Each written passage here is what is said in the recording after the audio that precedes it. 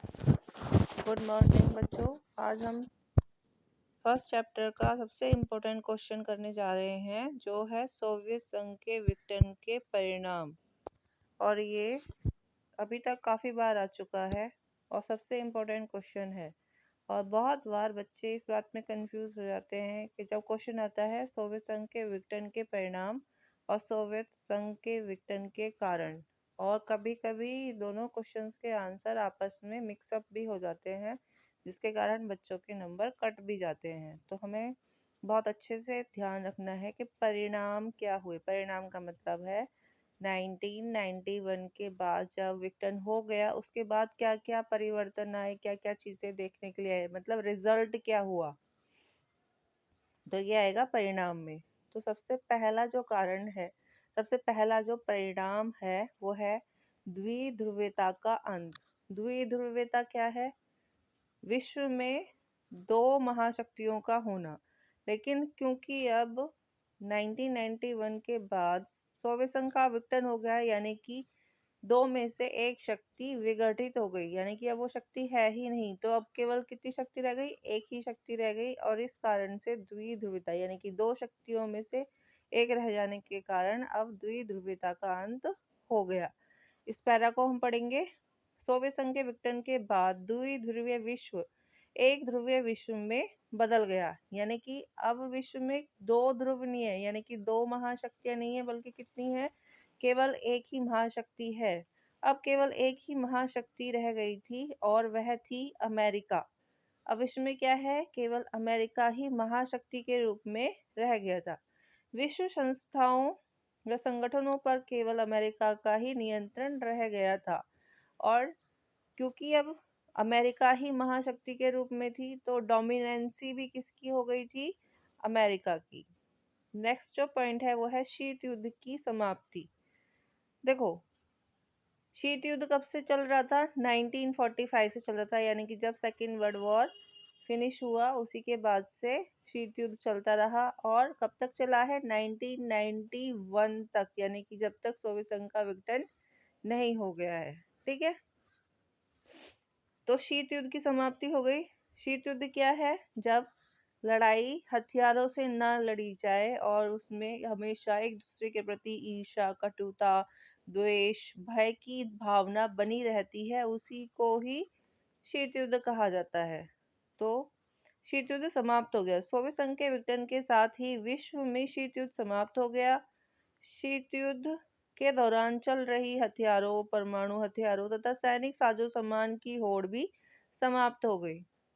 क्योंकि युद्ध होने की ऐसी संभावना थी, कभी भी युद्ध शुरू हो सकता है, बट हो नहीं रहा था। केवल ईर्ष्या, द्वेष, ये सब चीजें बनी हुई थी। लेकिन दोनों के दोनों पक्ष अपने आप को युद्ध के लिए सक्षम बनाए हुए थे और इस बात का ध्यान रख रहे थे कि जितने युद्ध के साजो सामान दूसरे पक्ष के पास हैं, तो उतने ही उनके खुद के पास भी होने चाहिए।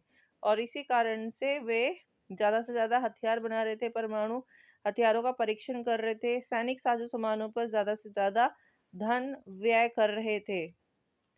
इसी पैरे में आते हैं हम। साथ ही साथ सोवियत संघ तथा इसके मित्र राष्ट्रों द्वारा बनाया गया वार्सा पैक्ट भी समाप्त हो गया। देखो, वार्सा पैक्ट क्या था? 1955 में बनाया गया था सोवियत संघ और उसके मित्र राष्ट्रों के द्वारा। वो इसलिए क्योंकि 1949 में अमेरिका और उसके मित्र राष्ट्रों के द्वारा नाटो बनाया गया था, और ये दोनों ही सैनिक गठबंधन थे। इनका मतलब ये था कि यदि इस गठबंधन के किसी भी एक देश पर दूसरा पक्ष यदि हमला करता है, तो वो केवल एक देश ही नहीं बल्कि सारे मित्र मिलकर उस दूसरे संगठन पर या देश पर हमला करेंगे, यानी कि सैनिक सहायता प्रदान की जाएगी। तो अब 1991 में सोवियत संघ का विघटन हुआ, साथ ही साथ वार्सा पैक्ट भी समाप्त हो गया, साथ ही साथ शीत युद्ध भी समाप्त हो गया, साथ ही साथ द्विध्रुवीयता का अंत भी हो गया। तो ये इन चीजों का ध्यान रखना। नेक्स्ट है सोवियत संघ की शक्तियां क्षीण हो गई। तो सोवियत संघ की जो शक्तियां थी वो क्षीण हो गई। देखो, सोवियत संघ 15 गणराज्यों से मिलकर के बना था। 15 गणराज्य, उन सभी राज्यों के अपने अपने संसाधन थे, अपने अपनी जनधन था। जब वो सारे के सारे अलग हो गए और केवल रूस जो है वो एक था जो प्रतिनिधित्व कर रहा था या उत्तरदायी बना था, अधिकारी बना था सोवियत संघ का। तो अब सोवियत संघ तो लगभग रहा ही नहीं, अब उसके टुकड़े टुकड़े हो गए थे जो। तो जब किसी का बंटवारा हो जाएगा तो उसकी जो शक्ति है वो अपने आप ही क्षीण हो जाएगी। इस पैरा को पढ़ते हैं। सोवियत संघ के विघटन के कारण शक्तियों में कमी आई और साथ ही सभी 15 गणराज्य स्वतंत्र हो गए। तो देखो, जो पहले राज्य थे अब वो क्या बन गए हैं, अलग अलग देश बन गए हैं। जैसे आप ये मान लीजिए कि भारत में 28 राज्य हैं। अब 28 राज्य मिलकर के भारत को बनाते हैं, बट अगर ये 28 के 28 अलग हो जाए तो भारत तो है ही नहीं। बट ये 28 के 28 अब राज्य न रह करके 28 देश बन चुके हैं। रूस को सोवियत संघ का उत्तराधिकारी माना गया। यहाँ तक कि संयुक्त राष्ट्र संघ की सुरक्षा संघ में स्थायी सदस्यता रूस को सोवियत संघ से विरासत में मिली। तो अब सुरक्षा परिषद में सोवियत संघ की जगह रूस आ गया था उसका उत्तराधिकारी बनकर।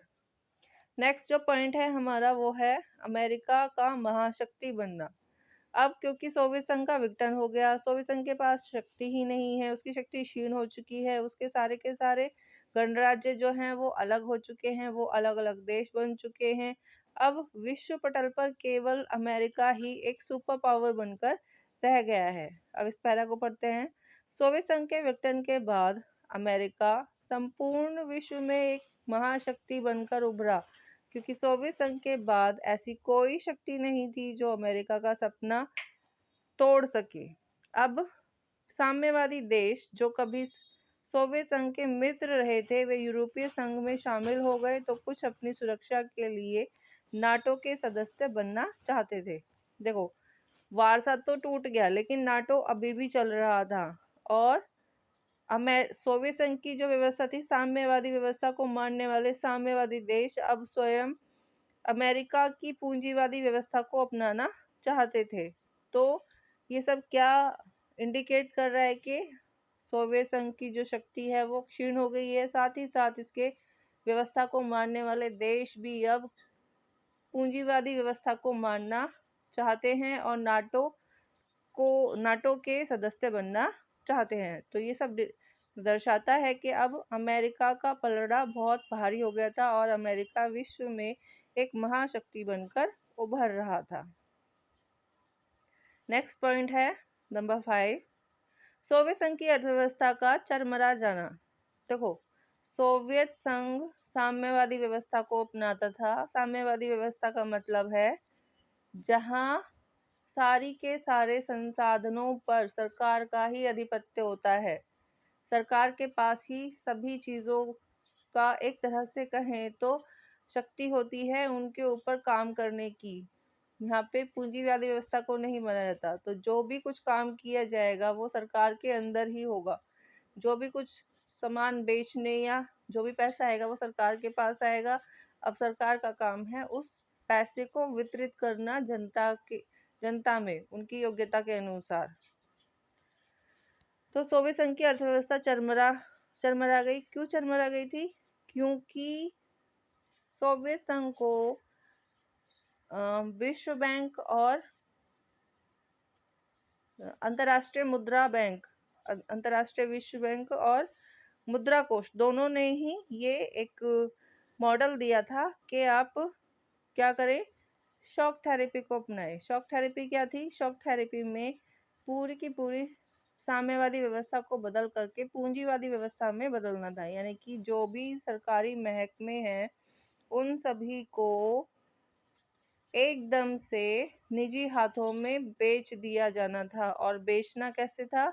सस्ते से सस्ते दामों पर इन्हें बेचा गया, जिसके कारण इसे गैराज सेल का नाम भी दिया गया था। तो हम इस पैरा को पढ़ते हैं। सोवियत संघ के विघटन के परिणाम स्वरूप सभी गणराज्यों की आर्थिक व राजनीतिक व्यवस्था कमजोर हो गई। तो सोवियत संघ का पहले तो विघटन हो गया, उसके कारण वो कमजोर हो गए। फिर इनकी राजनीतिक और आर्थिक व्यवस्था भी कमजोर हो गई। इससे बचने के लिए शॉक थेरेपी को अपनाया गया। शॉक थेरेपी वैसे देखा जाए तो आघात पहुंचाकर उपचार करना इसका मतलब होता है, जो मोस्टली मेडिकल टर्म में इसको यूज किया जाता है। बट यहाँ पर इससे मतलब है कि साम्यवादी व्यवस्था को एकदम से बंद करना और पूंजीवादी व्यवस्था को एकदम से लागू करना, जो बिल्कुल भी उचित नहीं रहा अगर देखा जाए, क्योंकि इसका उल्टा प्रभाव पड़ा, जिसमें इस पैरा में देखते हैं 90% उद्योगों को निजी कंपनियों के हाथों बेच दिया गया। क्योंकि इसमें अब क्या करना था, साम्यवादी व्यवस्था से सीधे पूंजीवाद पे आना था। पूंजीवाद का मतलब है प्राइवेटाइजेशन, निजी कंपनियों के हाथों में सरकारी महकमों को बेच दिया जाना। इसलिए इसे इतिहास की सबसे बड़ी गैराज सेल भी कहा जाता है। गैराज सेल क्यों कहा जाता है? क्योंकि जो महकमे थे वो बहुत बड़े बड़े थे और उन्हें सस्ते से सस्ते दामों पर बेच दिया जा रहा था। क्यों बेचा जा रहा था? ताकि साम्यवाद से जल्दी पूंजीवाद पर आया जा सके। आईएमएफ द्वारा सुधार उपचार के रूप में शॉक थेरेपी के मॉडल को चलाया गया था। तो ये मॉडल किसने दिया था? विश्व बैंक और आईएमएफ ने ये मॉडल दिया था। नंबर 6 है साम्यवादी देशों की एकता की समाप्ति। साम्यवादी देश कौन से थे? सोवियत संघ था, और जो भी सोवियत संघ की साम्यवादी व्यवस्था को मानने वाले देश थे, वो सभी, यानी कि जो भी देश वार्सा पैक्ट को मानते थे या वार्सा पैक्ट के सदस्य थे, वो सभी अब इस चीज से अलग हो चुके थे, इस पैक्ट से भी अलग हो चुके थे और इस व्यवस्था को भी बदलना चाह रहे थे। सोवियत संघ के विघटन के साथ ही लगभग सभी साम्यवादी देशों की एकता भी समाप्त हो गई। परिणाम स्वरूप चेचन्या तथा दागिस्तान में हिंसक अलगाववादी आंदोलन चले। तजाकिस्तान 10 वर्षों तक, यानी कि 1991 से लेकर 2001 तक गृह युद्ध की चपेट में रहा। तो साम्यवादी देश जो हैं, अब वो अपने देश में साम्यवादी यानी कि समाजवादी व्यवस्था को अपनाना नहीं चाहते थे। अब वो चाहते थे कि उनके देश में पूंजीवादी व्यवस्था को अपनाया जाए, जिसके परिणाम बिल्कुल भी अच्छे नहीं आ रहे थे। लोगों में विद्रोह होने लगा था, लोग एक दूसरे के साथ में गृह युद्ध जो चलने लग गए थे, और जिनकी चपेट में तजाकिस्तान 10 वर्षों तक चलता रहा, और जो चले थे 1991 से लेकर 2001 तक। तो इस तरह से हम कह सकते हैं कि एक तो शॉक थेरेपी के परिणाम बिल्कुल भी सकारात्मक नहीं थे, इसके परिणाम नकारात्मक पड़े।